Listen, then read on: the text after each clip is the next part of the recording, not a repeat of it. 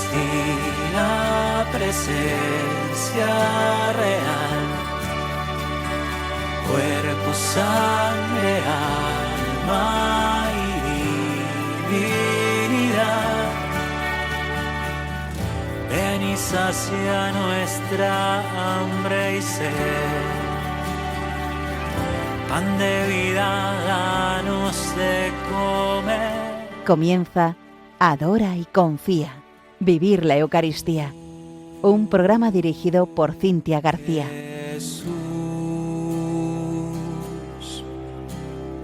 pan de vida. Tú, Jesús. Solo una cosa es necesaria. De vida. Queridos oyentes de Radio María, muy buenas noches. Desde el Corazón Inmaculado de María, en esta su radio, les saluda Cintia García Egea junto a Fran Juárez, nuestro responsable en la edición técnica. Hoy celebramos la memoria de San Juan María Vianney, conocido como el Santo Cura de Ars, patrono de los sacerdotes católicos, a quien nos encomendamos y les encomendamos y que estará muy presente en nuestro programa. Es uno de los grandes santos adoradores que celebramos en estos días. Estamos ya en el centro del verano y como recordábamos la semana pasada, Marta, María, Lázaro, los amigos de Jesús, son los que han inspirado hoy el título del programa. Ellos también van a estar muy presentes. De todo ello vamos a hablar a continuación. Es nuestro 25º programa, a mayor gloria de Jesús sacramentado. Muchísimas gracias por sintonizarnos. Pues ahora sí, hagamos un acto de presencia de Dios. Cerremos los ojos, pensemos en el sagrario más cercano donde está Jesús, para ti, para mí, para nosotros, en nuestra capilla de la adoración eucarística, donde siempre están sus adoradores acompañando su corazón vivo. Bueno, pues que sea Él, que sea nuestro Señor quien nos vaya guiando. El podcast de este programa se podrá escuchar después en la página web de Radio María España y si alguien desea que se lo enviemos a casa, puede llamar a la emisora al 91 822 8010 y en redes sociales también tenemos la página Adora y Confía en Facebook. Como en cada programa, también les pedimos que por favor nos envíen sus testimonios eucarísticos de su encuentro con Jesús y Eucaristía, de su vida eucarística o como adoradores del Santísimo Sacramento. Escríbanos al correo electrónico adorayconfía, todo junto, @radiomaria.es y nosotros nos pondremos en contacto con ustedes. Comenzamos. Cuerpo, sangre, alma y divinidad.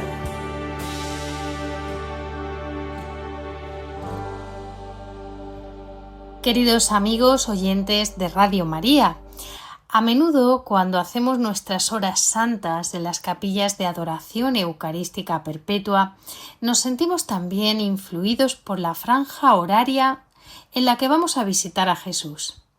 Porque la inspiración y el deseo de velar con Cristo son tan antiguos como el cristianismo, pero la estructura, el nombre, la práctica actual de la hora santa tiene su partida de nacimiento en el siglo XVII, en concreto, y ya lo hemos hablado aquí en programas anteriores, en las revelaciones que el Sagrado Corazón de Jesús hizo a Santa Margarita María de Alacoque en Pagues-le-Monial, Francia.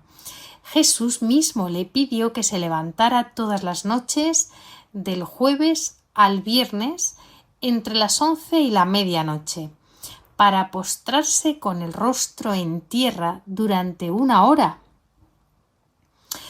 ¿Y qué significaba esto? Bueno, pues de este modo ella estaba reparando. Hemos hablado también mucho aquí de nuestra misión reparadora. ella reparaba al Señor por la ingratitud y por los pecados de la humanidad. Al postrarse, nosotros pues a lo mejor no nos podemos poner rostro en tierra durante 1 hora, pero sí podemos ponernos muchos ratitos de rodillas. Ella lo que hacía era imitar la humildad de Jesús en su entrega al Padre, porque Jesús oró con lágrimas, se postró en tierra. Bueno, pues de este modo Santa Margarita se unía a Jesús sufriente, acompañándole en esa gran soledad, en esa tremenda angustia de Getsemaní.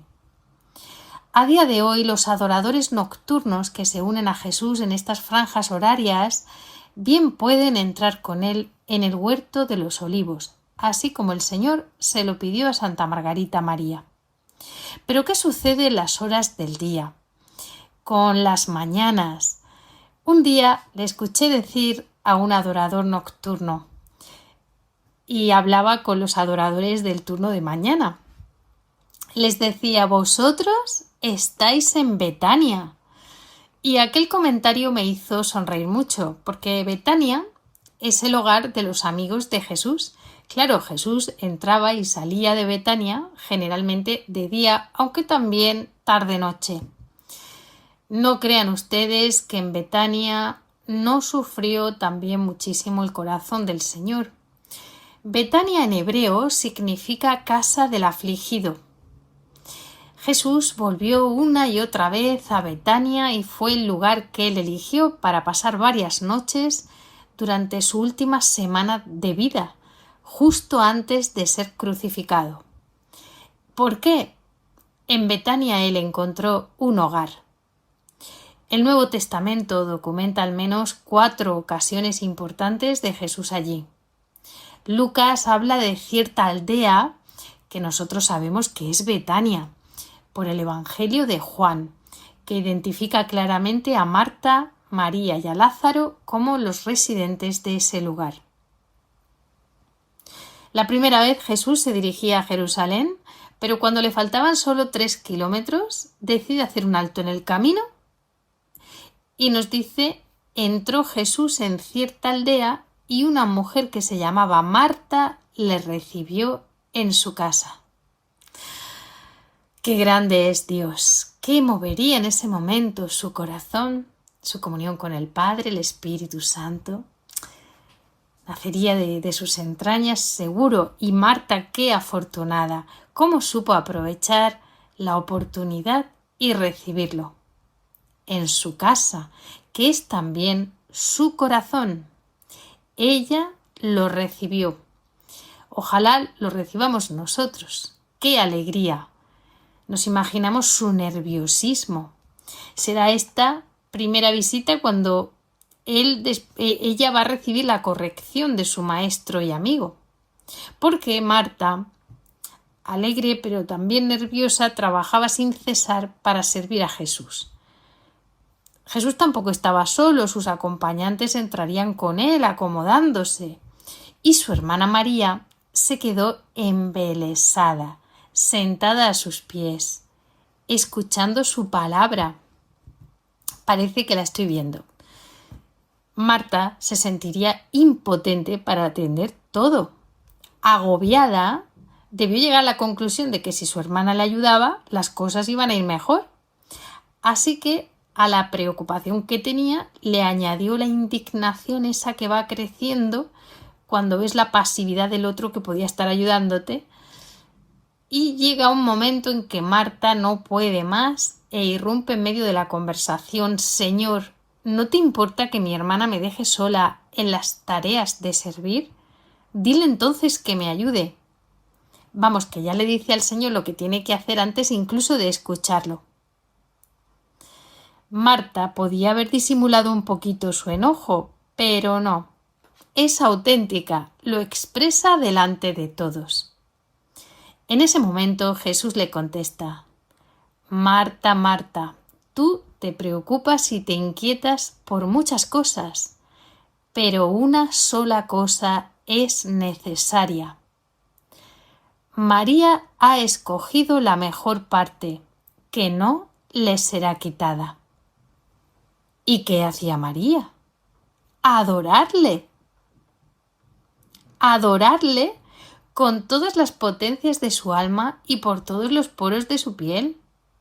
Adorarle también en la escucha de su palabra. Una sola cosa es necesaria, dijo el Señor, y esta es la que está haciendo María, la verdadera adoración. Ha escogido la mejor parte, dice Jesús, la mejor. Y sí, es una elección. Ella ha escogido, porque podía haberse ido a la cocina a trabajar con su hermana, pero es que no puede, porque su corazón no puede moverse de ahí. Es que está embelesada, enamorada, captada, adorando. Y escuchemos, esta parte no le será arrebatada. ¿Lo ha dicho Dios? Entonces, ¿Marta estaba haciendo algo mal? Bueno, nosotros solo vemos lo externo y ella estaba sirviendo. Pero Jesús, que es el amor, siempre se dirige a nuestro interior, a eso que no se ve, porque su corazón sacratísimo y santo habla a nuestro corazón en un lenguaje divino. Su vida con mayúsculas se hace vida nuestra. Solo Jesús sabe si Marta lo adora y si ella escucha su palabra. Si Marta, haga la actividad que haga, está verdaderamente unida a su corazón. Pero esta lección tan importante es crucial para un adorador eucarístico, porque nosotros somos adoradores del corazón vivo de Jesús sacramentado. El servicio ha de ser un fruto del amor de Dios, pero ¿no nos ha dicho Jesús el servicio es lo único necesario? No, una sola cosa es necesaria, estar con Él, adorarle, escucharlo. Tiempo después, Jesús vuelve a Betania ante la emergencia de la enfermedad y posterior muerte de su amigo Lázaro, a quien termina resucitando. En esta ocasión, cuando Marta se entera de que llega Jesús, sale a su encuentro, mientras María se queda en casa.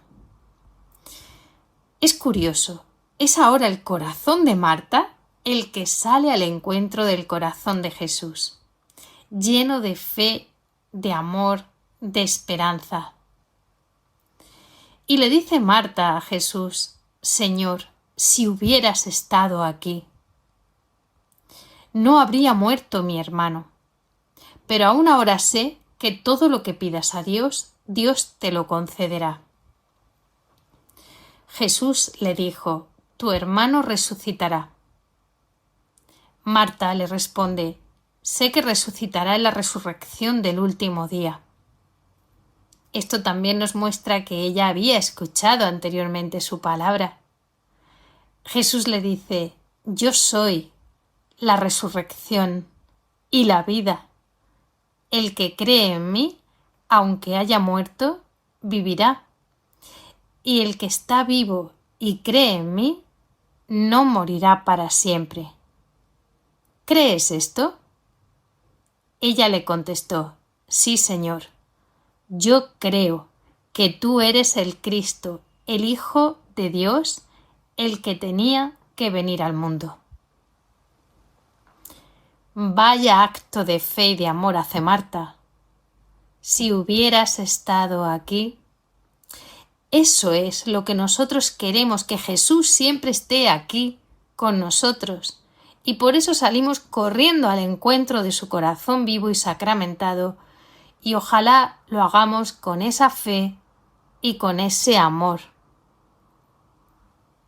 María se quedó en casa. Y esto nos hace preguntarnos cómo estaba María. ¿Paralizada por el dolor? ¿Tenía una crisis de fe? ¿Un resentimiento silencioso? ¿Sería posible? No lo sabemos. Ellos van a buscarla. El Maestro está aquí y te llama. Entonces María se levanta de inmediato. al ver a Jesús, se postra a sus pies y le dice la misma frase que Marta. Señor, si hubieras estado aquí, mi hermano no habría muerto. Sin embargo, María lo dijo llorando desconsoladamente, y fue exactamente en este momento cuando Jesús lloró. Justo después de ver llorar a María desconsoladamente y a los judíos que la acompañaban. El texto dice que Jesús se conmovió profundamente en espíritu y se turbó, y que tras preguntar dónde habían puesto a Lázaro, rompió a llorar. Nuestro Dios tiene corazón, llora por una profunda empatía humana y por el amor que siente como Dios y Señor. Conoce mejor que nadie el impacto destructivo que la muerte tiene en nosotros, y Él nos ama de verdad, con una ternura infinita. Sabemos de una tercera visita suya a Betania, 6 días antes de la Pascua, justo antes de su entrada triunfal a Jerusalén. Se celebraba una cena de agradecimiento por la resurrección de Lázaro y María en ese momento unge los pies de Jesús. Marta sigue sirviendo, pero de otro modo. Ya no hay quejas.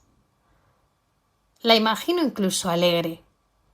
María toma un frasco de perfume muy caro, nardo puro, equivalente al salario de todo un año de trabajo. Unge los pies de Jesús y los seca con sus propios cabellos. El texto detalla que la casa se llenó del olor del perfume.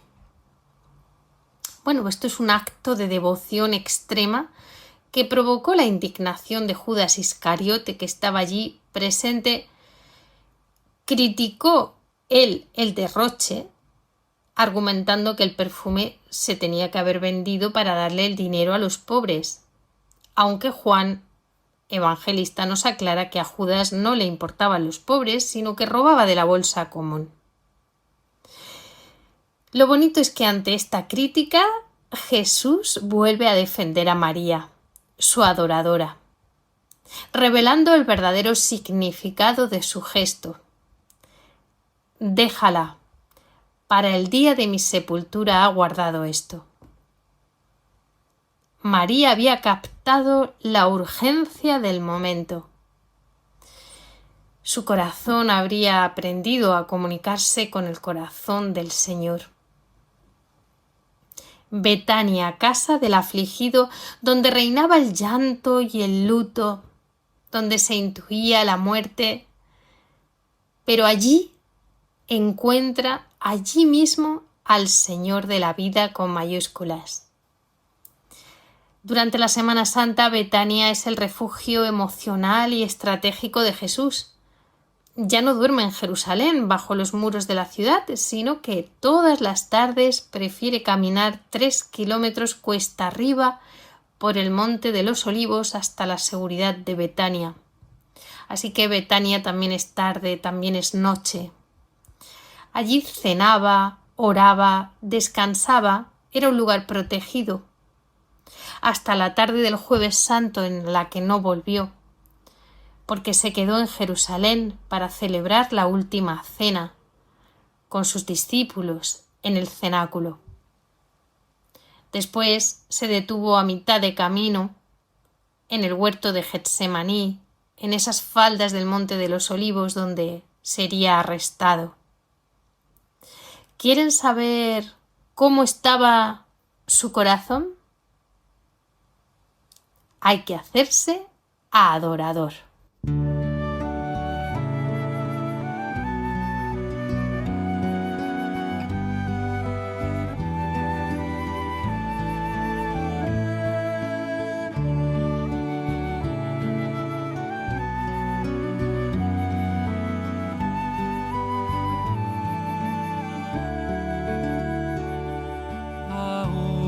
Señor, que te contemplo en el santo sacramento del altar, tu tus palabras se hacen presentes, lo que tú nos viniste a enseñar. Tú, Señor, eres pan de la vida, el que viene a ti no tendrá hambre. Tú, Señor, eres la resurrección. Seguimos en Adora y Confía, vivir la Eucaristía. Vamos con la primera sección del programa.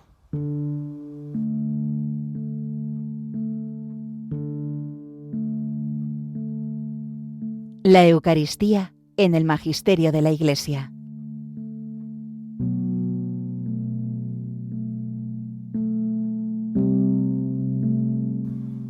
El Concilio Vaticano II, Sacrosanctum Concilium, regaló a la Iglesia la definición más hermosa y repetida sobre el misterio eucarístico. En el numeral 10 sobre la Sagrada Liturgia nos dice: la liturgia es la cumbre a la cual tiende la actividad de la Iglesia y al mismo tiempo la fuente de donde emana toda su fuerza. Fuente y cumbre. De la liturgia, sobre todo de la Eucaristía, mana hacia nosotros la gracia como de su fuente y se obtiene con la máxima eficacia aquella santificación de los hombres en Cristo y aquella glorificación de Dios, a la cual las demás obras de la Iglesia tienden como a su fin. En los puntos anteriores del capítulo 1 del fomento de la Sagrada Liturgia nos había dicho que la obra de salvación se realiza en Cristo.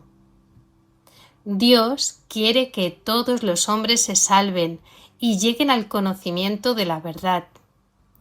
Del costado de Cristo dormido en la cruz nació el sacramento admirable de la Iglesia entera. Numeral 6. Los hombres son injertados en el misterio pascual de Cristo, de Jesucristo. Mueren con Él, son sepultados con Él y resucitan con Él. Reciben el espíritu de adopción de hijos por el que clamamos Abba, Padre, y se convierten así en los verdaderos adoradores que busca el Padre. Bueno, pues estos somos nosotros, por el bautismo. Asimismo, cuantas veces comen la cena del Señor, proclaman su muerte hasta que vuelva.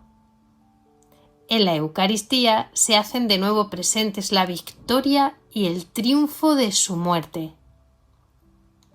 Numeral 7. Presencia de Cristo en la liturgia. Cristo está siempre presente en su Iglesia, sobre todo en la acción litúrgica, sobre todo en las especies eucarísticas. La liturgia se considera como el ejercicio del sacerdocio de Jesucristo. Toda celebración litúrgica, por ser obra de Cristo sacerdote y de su cuerpo que es la Iglesia, es acción sagrada por excelencia, cuya eficacia con el mismo título y en el mismo grado no la iguala ninguna otra acción de la Iglesia. Numeral 8. Este nos recuerda que en la liturgia terrena tomamos parte de la liturgia celestial, que se celebra en la Santa Ciudad de Jerusalén, hacia la que nos dirigimos como peregrinos. Tomamos parte de la liturgia celestial. Numeral 9 nos dice que para que los hombres puedan llegar a la liturgia es necesario que antes sean llamados a la fe y a la conversión. Y añade, por eso, a los no creyentes, la Iglesia proclama el mensaje de salvación para que todos los hombres conozcan al único Dios verdadero y a su enviado Jesucristo y se conviertan de sus caminos haciendo penitencia. Y a los creyentes, la Iglesia les debe predicar continuamente la fe y la penitencia y debe prepararlos además para los sacramentos, enseñarles a cumplir todo cuanto mandó Cristo y estimularlos a toda clase de obras de caridad, piedad, apostolado, pues para que se pongan de manifiesto que los fieles, sin ser de este mundo, son la luz del mundo y dan gloria al Padre delante de todos los hombres. Numeral 11. Este resalta la necesidad de las disposiciones personales. Dice, es necesario que los fieles se acerquen a la Sagrada Liturgia con recta disposición de ánimo, pongan su alma en consonancia con su voz y colaboren con la gracia divina para no recibirla en vano. Y en el numeral 12 nos dice, con todo, la participación en la Sagrada Liturgia no abarca toda la vida espiritual. El cristiano debe entrar también en su cuarto para orar al Padre en secreto. Más aún, debe orar sin tregua, según enseña el apóstol. Y el mismo apóstol nos exhorta a llevar siempre la mortificación de Jesús en nuestro cuerpo, para que también su vida se manifieste en nuestra carne mortal. Por esta causa pedimos al Señor en el sacrificio de la misa que, recibida la ofrenda de la víctima espiritual, haga de nosotros mismos una ofrenda eterna para sí. Constitución Sacrosanctum Concilium.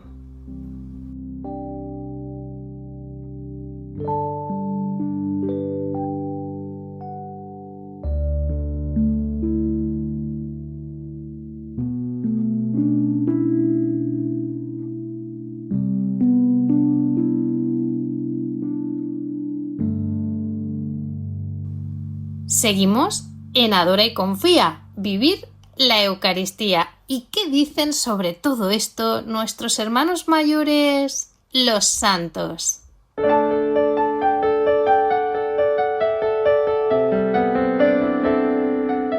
La Eucaristía y los santos.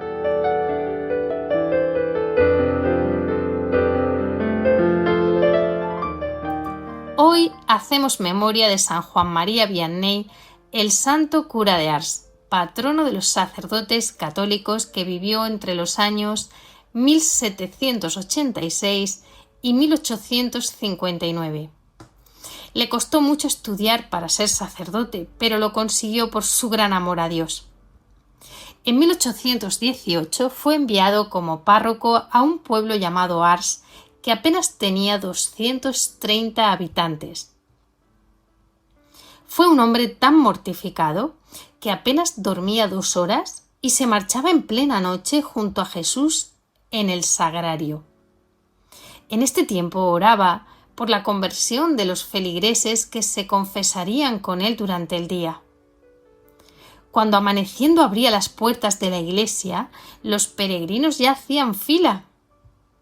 Los testigos del proceso de canonización relataron que el santo, tras celebrar la Santa Misa, solía quedarse resplandeciente y que lloraba de alegría durante la consagración eucarística y justo también antes de la comunión. Mañana y tarde confesaba almas sin interrupción. Sus homilías sobre el Santísimo Sacramento nacían directamente de su propia adoración nocturna y de su contemplación.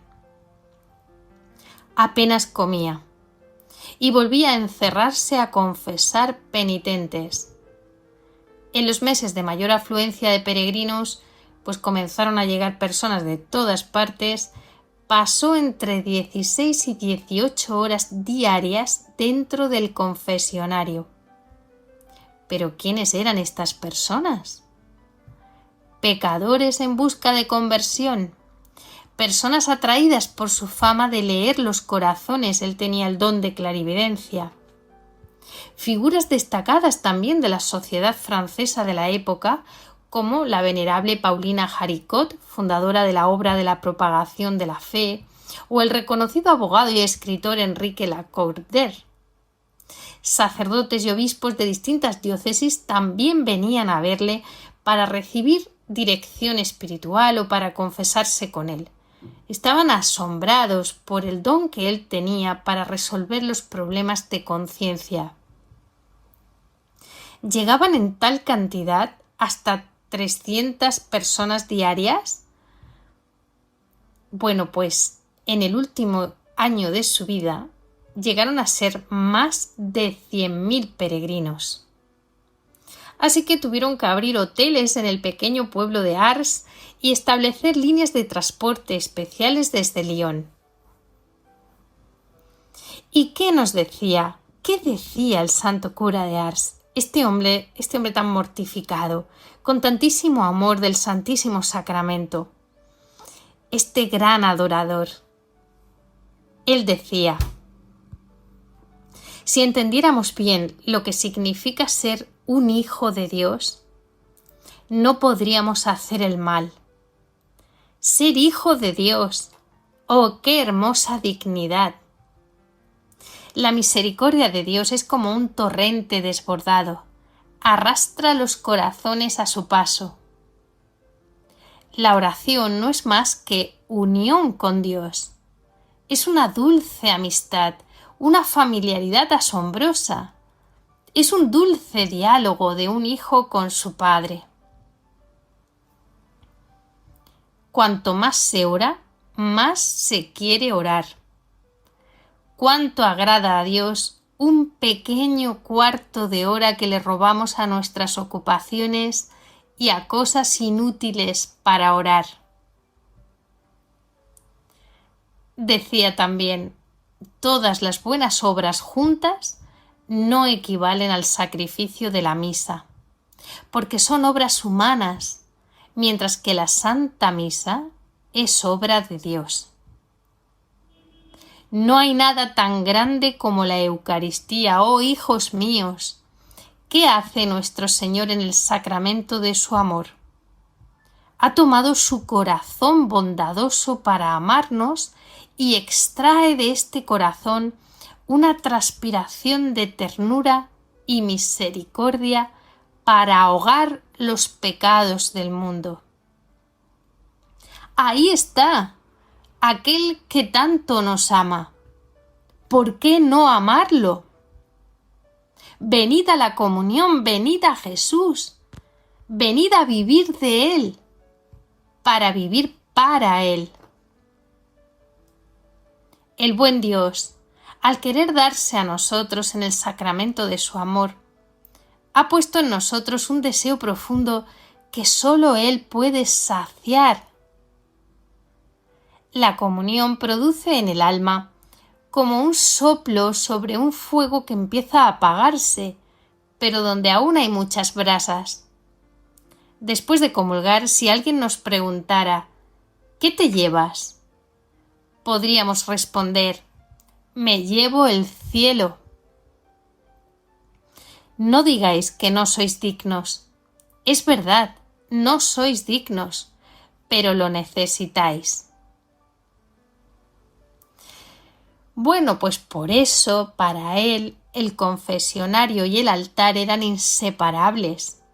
La confesión era el umbral obligatorio y sagrado para poder recibir la Eucaristía con dignidad. Si él veía que el pecador no tenía suficiente dolor por sus pecados, lloraba en el confesionario. Cuando le preguntaban por qué lloraba, respondía: lloro porque tú no lloras. Así, mediante la confesión regular, el pueblo se limpió de rencores, de blasfemias, de los malos hábitos, de los vicios. Las tabernas del pueblo cerraron porque no tenían clientes. La gente prefería pasar su tiempo libre en el templo. La relación del cura de Ars con la Eucaristía no era ninguna doctrina, sino una auténtica relación viva. Cuando miraba fijamente la custodia, su rostro se transfiguraba. Muchos viajaban solo para ver rezar al párroco. Falleció el día 4 de agosto, tal día como hoy, de 1859, a los 73 años, que ni se explican cómo llegó a esta edad con lo mal que se cuidaba físicamente en cuanto a alimentación y descanso. Su entierro congregó a más de 300 sacerdotes y unos 6.000 peregrinos, en un pueblo que era diminuto. Aquí una servidora lo ha visitado y efectivamente, y hoy parece un poquito más grande. En 1904, durante su proceso de beatificación, 45 años después de su muerte, su cuerpo fue hallado completamente incorrupto y de hecho se puede visitar, se conserva allí. Y les contaré algo que nunca he contado, pero aprovecho y lo cuento hoy en el programa. Aquel día que visité la iglesia de Ars, justo al entrar donde estaba el cuerpo incorrupto del santo, se estaba celebrando la Santa Misa y yo no lo sabía, ¿no? Entonces entré directa y justo era la elevación de la Eucaristía. Yo me arrodillé, me tiré al suelo, me arrodillé y ahí estaba el Santísimo en alto en las manos del sacerdote y justo detrás el cuerpo incorrupto de San Juan María Vianney. Bueno, pues el santo cura de Ars nos dejó una bellísima oración que hoy podemos hacer nuestra aquí y ahora y también ante el Santísimo. Oremos. Te amo, oh mi Dios, y mi único deseo es amarte hasta el último suspiro de mi vida. Te amo, oh infinitamente amoroso Dios, y prefiero morir amándote que vivir un instante sin ti. Te amo, oh mi Dios, y mi único temor es ir al infierno, porque ahí nunca tendría la dulce consolación de tu amor. Oh mi Dios, si mi lengua no puede decir a cada instante que te amo, por lo menos quiero que mi corazón lo repita cada vez que respiro. Ah, dame la gracia de sufrir mientras que te amo y de amarte mientras que sufro, y el día que me muera, no solo amarte, sino sentir que te amo. Te suplico que mientras más cerca esté de mi hora final, aumentes y perfecciones mi amor por ti para toda la eternidad. Amén.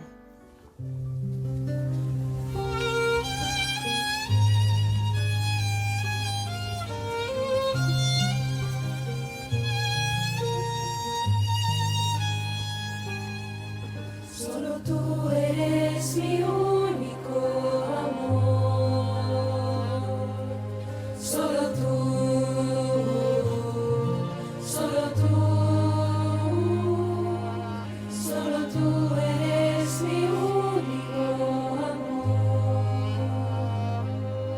Solo tú eres, solo tú. Quiero amarte, bendecirte, adorarte, Jesús, y por siempre alabarte. Y desde el testimonio de nuestros hermanos mayores, los santos, a nosotros que queremos serlo, escuchemos el testimonio de esta noche. Testimonios eucarísticos. Muy buenas y un cordial saludo a todos los oyentes de Radio María, en especial a los de este querido programa Adora y Confía. Mi agradecimiento también para Cintia, a quien seguimos desde hace ya muchos años en nuestra familia, y por diocidencia de la vida, o sea, no por coincidencias, sino por dioscidencias, nos llega mucho su carisma y la queremos un montón. Cintia me invitó a que compartiera mi humilde testimonio que intentaré transmitiros con la ayuda de María Santísima y del Espíritu Santo, al cual me encomiendo para que me guíe y me ayude en esta tarea que me cuesta mucho porque no estoy acostumbrado. Pero venga, vamos para allá. Me presento, me llamo Manuel Ignacio y nací en Granada hace 56 años. Estoy casado con Carmen, una malagueña salerosa que me trajo a esta tierra en la que formamos una familia. Tenemos 2 hijos, Alejandra, que tiene 22 años, e Ignacio ya con 20, y la verdad que nuestra mayor alegría es poder decir que los dos han tomado la antorcha de la fe, han aceptado el relevo y cada cual con su grupo, Hakuna, los redentoristas, y con sus carismas, pues siguen adelante en este camino de la fe. Centrándonos un poquillo en el tema, hace 3 años arrancó en Málaga una capilla de adoración eucarística perpetua, y como siempre fue Carmen quien se enteró y me condujo hábilmente una vez más hacia Dios. Los dos nos apuntamos desde el principio a un turno fijo para cubrir la hora con el Santísimo, y seguimos fieles desde entonces a este compromiso que en realidad es un privilegio. Como nuestro Señor predicaba muchas veces con parábolas, voy a intentar contar una de las experiencias que hemos vivido como adoradores para ir directo, llegar a vuestro corazón sin aburriros con datos ni con ideas abstractas. Veréis que es una historia muy sencilla y nada espectacular, pero creo que es significativa de las gracias que se derraman en torno al Santísimo Sacramento del altar. El pasado 21 de junio, como cada domingo, Carmen y yo pues acudimos a nuestra hora de adoración eucarística, somos de los que firman, como dice Cintia, de los del librito, en la capilla antigua de San Patricio de la Virgen del Carmen de Huelin, aquí en Málaga. Una parte importante de esta cita semanal pues es la caminata para llegar. Entonces vivimos más o menos cerquilla de la capilla, pero bueno, hay un paseo de media hora para la ida, otro para la vuelta, con lo cual aprovechamos para hablar un poco de lo humano y de lo divino, ¿no? Como matrimonio durante el trayecto. Entonces, en esta ocasión, pues las conversaciones iban en torno, saltando de un tema a otro, del fin de curso de los niños, de nuestros hijos, ¿no? De la universidad, las preocupaciones por la salud de mi suegro, que tiene 90 años, mi cuñada, que es minusválida, en fin, cosas de la vida, ¿no?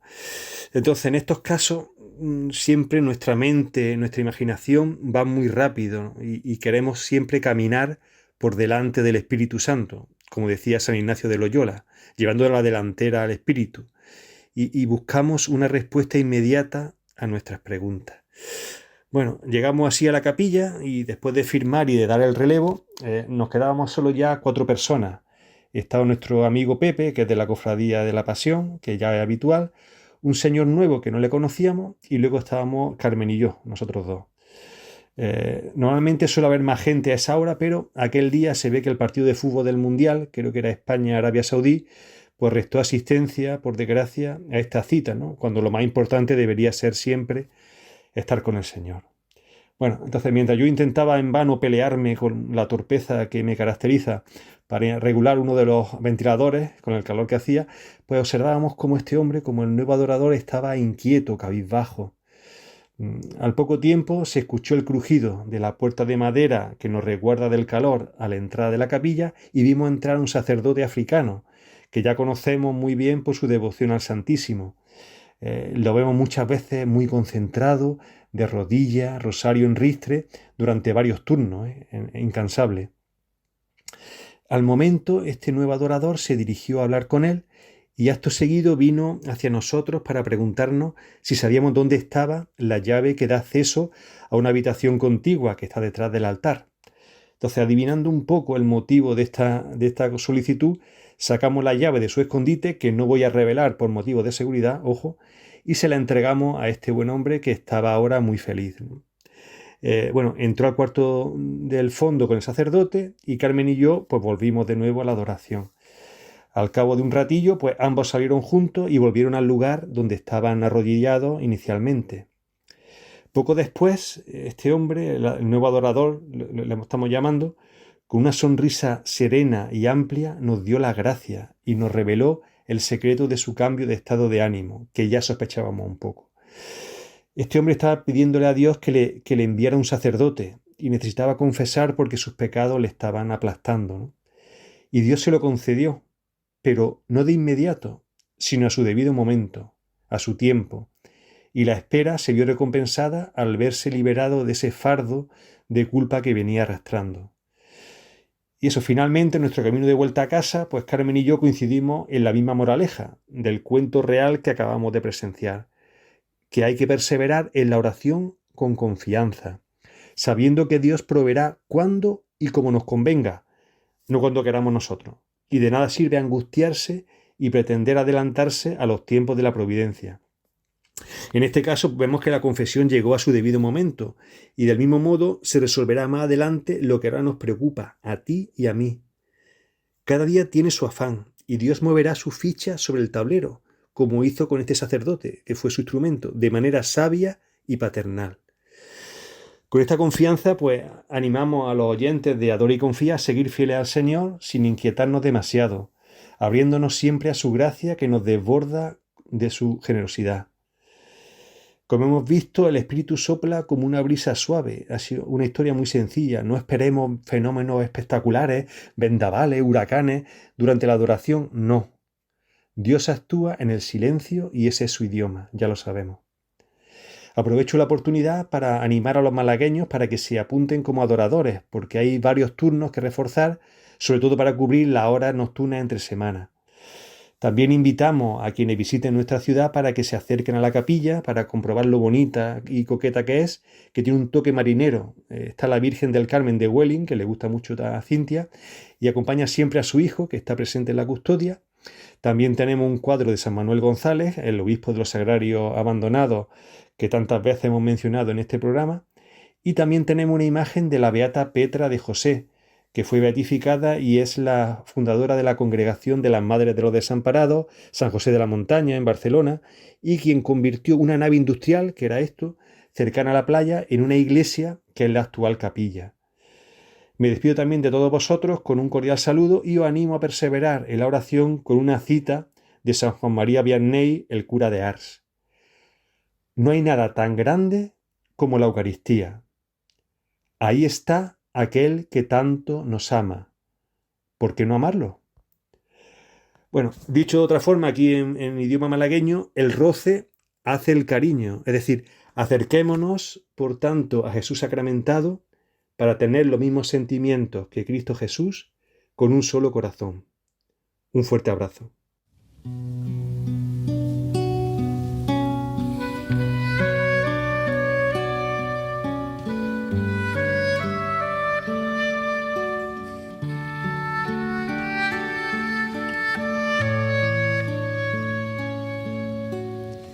Mírame, estoy aquí, presente, vivo ante ti, esperando tanto tiempo con amor, infinito amor inmortal. Inclínate a mis pies, escucha mi voz. Yo soy la paz, el camino. Yo soy el buen pastor. Yo soy la fuente que alivia la herida. Ven y adora, soy la vida, póstrate ante mí. El Rey del cielo que se abaja por amor a ti. La verdadera paz permanece en el altar. Dios se ha quedado aquí, solo déjate amar. Ven, descansa.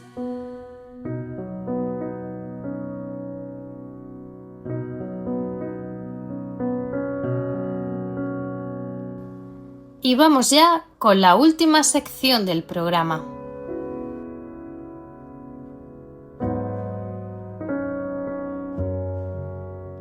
Vida Eucarística.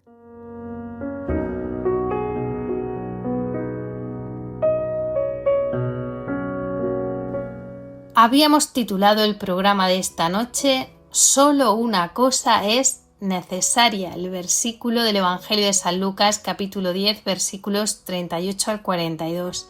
Y lo habíamos comenzado en la adoración que Jesús vivió en Betania.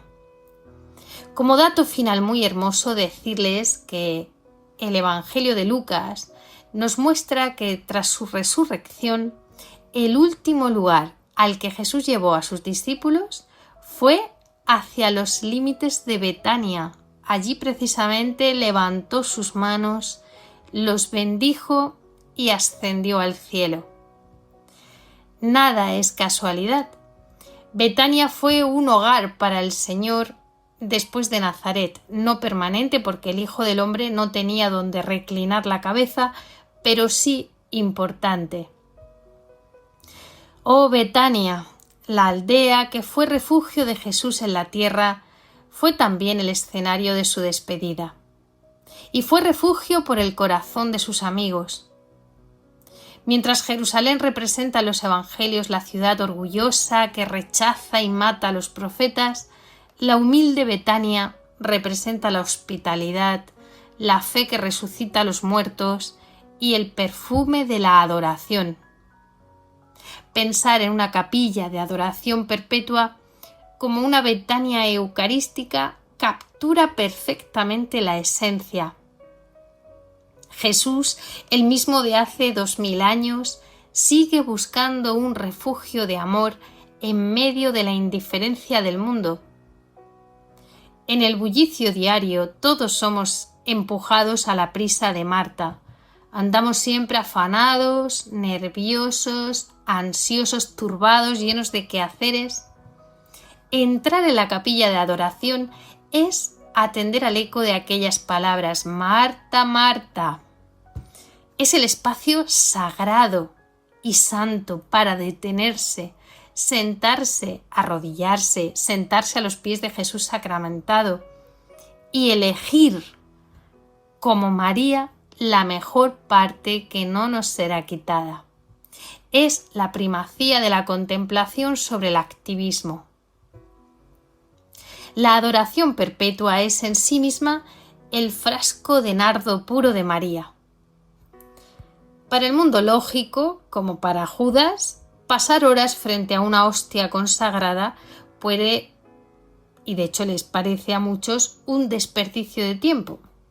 Sin embargo, para el alma adoradora, la hora santa es un encuentro maravilloso de cielo, un derroche de amor gratuito. Es romper el frasco de nuestra propia vida, de nuestro tiempo, para perfumar los pies de Jesús con nuestra presencia y encontrar su compañía. A veces también sucede que podemos entrar en la capilla de adoración perpetua paralizados por el dolor, el duelo o la decepción por tanto sufrimiento como hay en el mundo. Y así le pasó a María cuando se quedó en casa. Y es ahí, en ese silencio, donde escuchamos en el corazón: el Maestro está aquí y te llama. Ante la custodia se llevan los 4 días de muerte de nuestras situaciones desesperadas y Jesús vuelve a pronunciar con poder: yo soy la resurrección y la vida. Él no se asusta de nuestras lágrimas, las acoge con el mismo corazón, con la misma empatía con la que se estremeció, se turbó y lloró en Betania. La capilla de adoración es nuestro refugio seguro. Salimos al combate del día a día en el mundo, nuestra Jerusalén particular, pero regresamos a Betania, al Santísimo, a descansar en la intimidad de su amistad.